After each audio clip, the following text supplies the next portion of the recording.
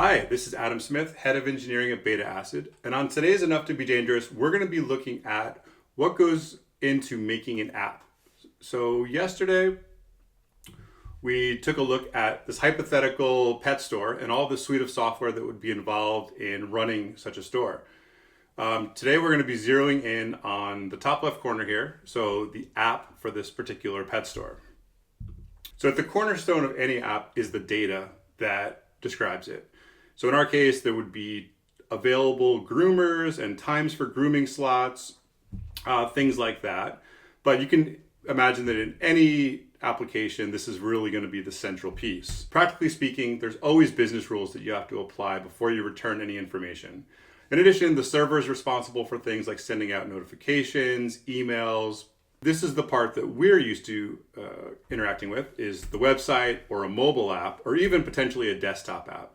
So any of these three, the user would log in, they would authenticate via the server, and the information about that user and whether they could authenticate or not is stored in the database. So again, this is the central source of truth. And they all use what's called APIs, application programming interfaces, to connect from the client up to the server, and the server talks to the database and sends a response.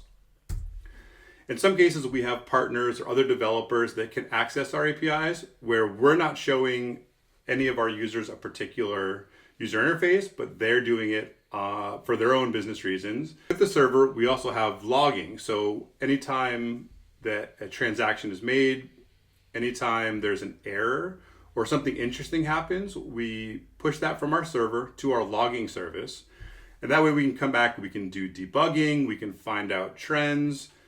There's very related topic is analytics. So we can find out which pages of our site or which screens of our mobile app are most used by which type of people and are generating the most income.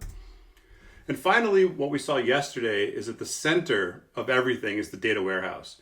So everything from the suite of applications from an enterprise will eventually end up in the data warehouse, or at least the most important ones that we'd want to do analytics on.